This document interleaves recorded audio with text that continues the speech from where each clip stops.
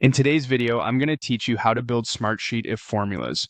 We'll walk through creating a simple if statement that checks a value and returns clear labels, and we'll apply it across your entire sheet for consistent automatic results.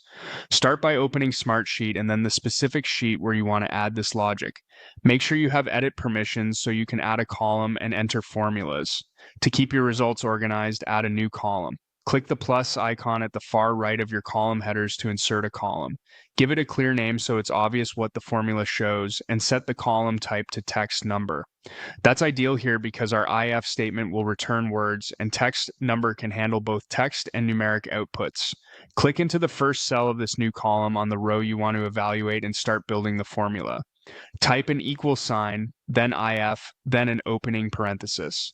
Next, click the cell in the same row that holds the value you want to test, such as a total or amount column.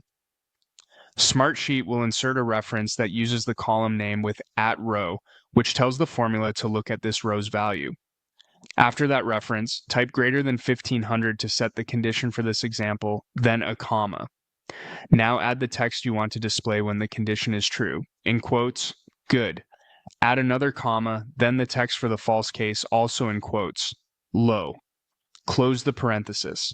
Spoken out, it's equals F, open parenthesis, your value reference, greater than 1500, comma, quote. Good quote, comma, quote.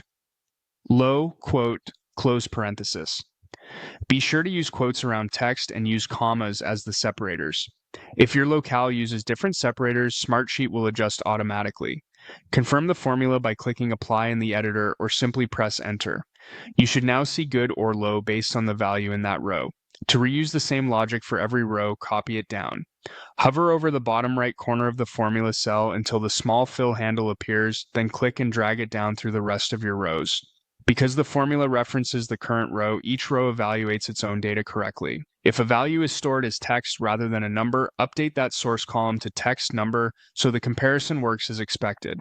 That's it. You opened your sheet, added a text number column, wrote an if that checks whether a value is greater than 1500, chose good or low as the outputs, applied it, and filled it down. Save your sheet to keep the changes, and you're ready to build more powerful logic from here.